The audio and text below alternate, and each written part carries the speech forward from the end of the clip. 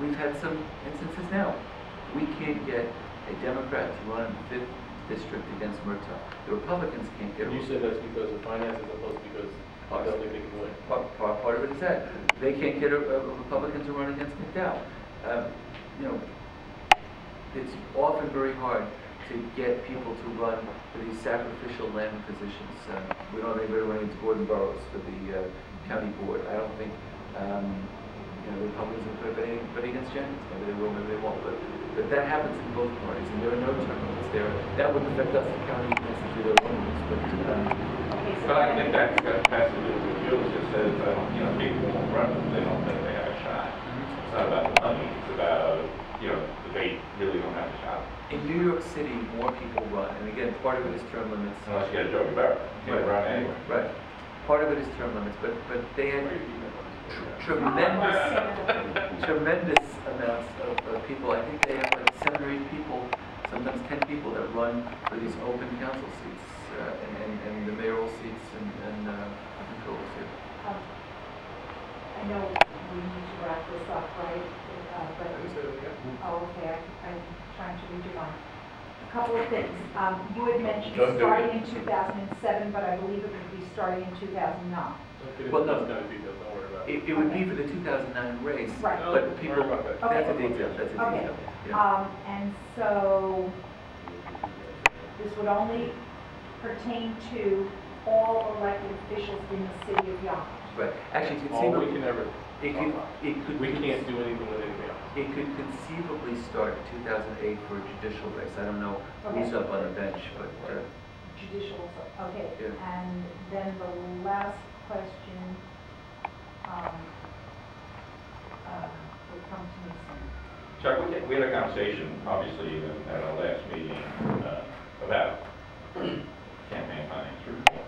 And one of the issues that came up, well, 2 issues at least that came up, I remember, was none of us around the table saw some kind of a groundswell of support or anybody talking about campaign finance reform. I mean, in all of our, and this is a consensus around the table of the commissioners, nobody's ever heard anybody around the city say, hey, we got to solve.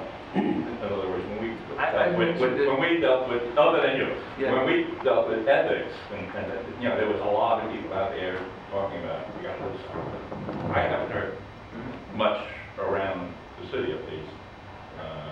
Yeah, I mean, that was a big issue for us. We're saying, essentially, and what we asked you to make the case for is, what's the problem?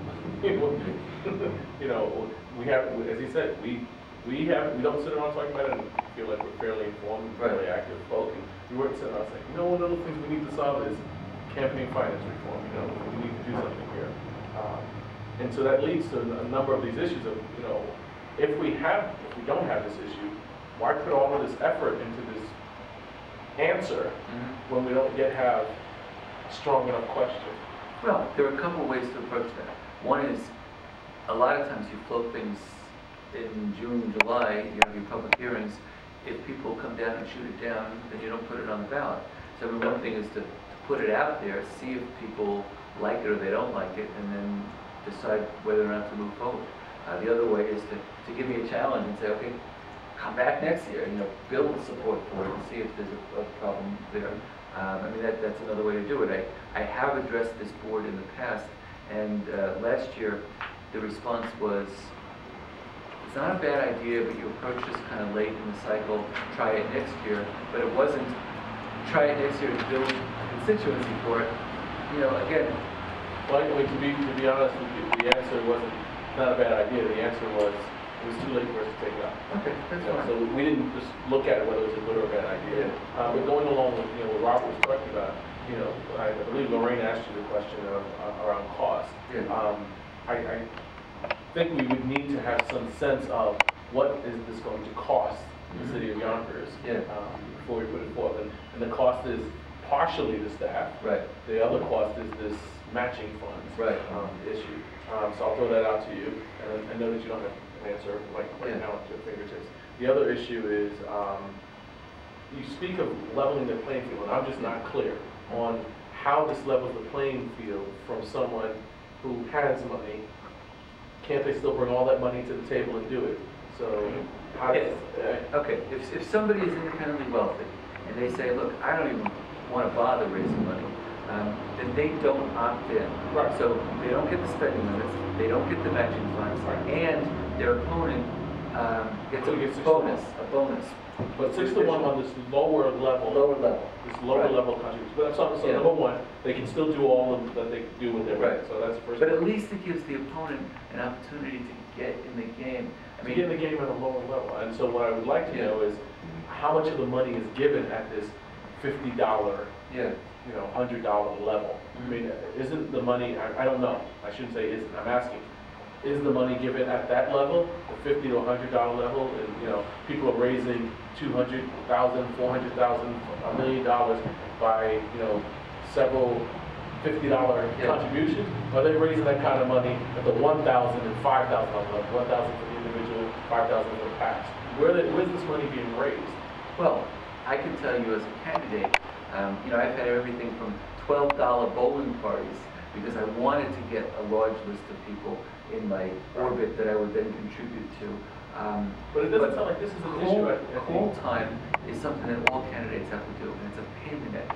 It means that you're in the campaign, you should be spending your time going out and talking to constituents or going to meetings and debates and whatnot, but the campaign treasurer locks you in the room with a list of people who are generally either given to other candidates or your college friends and high school friends, etc. And you go through the list and you call them up and you ask for money, and you can't take it personally because 1 out of 10 people give you money, and 1 out of 50 people actually gives you really big money. But I also know from experience that when I was a challenger running for office, I would call some of the people who I saw on lists that gave lots of money to the incumbents. And they would say, well, Chuck, I'd like to help you out. I'll give you $99. $99 doesn't appear on the campaign filing things. So it's all hidden. They don't want their opponent to know how much money they're giving. And that's just how the system works. Where do the matching funds come from? The matching comes from the taxpayers. It's taxpayer dollars. So the city of Yonkers is going to pay a candidate to help their campaign. Right, and what I said earlier was... And where does that money come from? Just the mayor's budget? Let's say, Aaron and I were thinking it would probably be about $500,000 to fund this sort of program. Might be more. But Well, we were talking 300,000 or 400,000 when we were talking about it last yeah. time, which we thought, But gee, that's going to be it pool meant money in the city is going to. budget.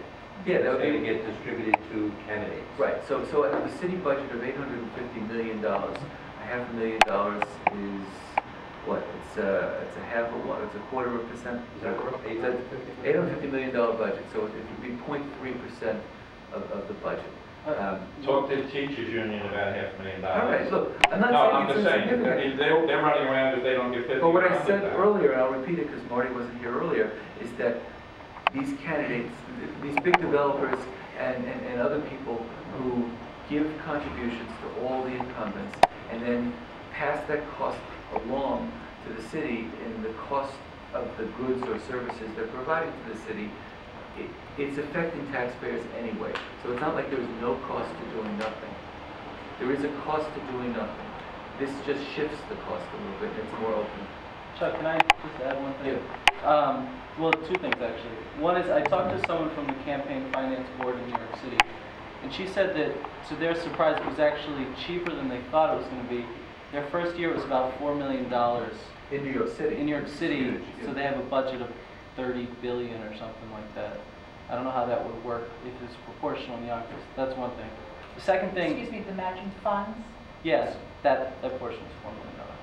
The second thing, which you guys didn't talk about that much, was part of the thing New York City does, and also the federal level, is they ban contributions from corporations.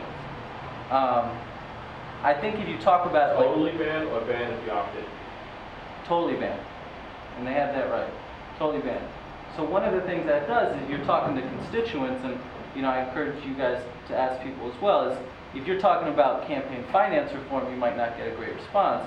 If you ask people, do you think that the big corporations and the developers have too much of a influence on politics, you might get a different response. In the question. I know in the answer that you're getting from constituents, I think that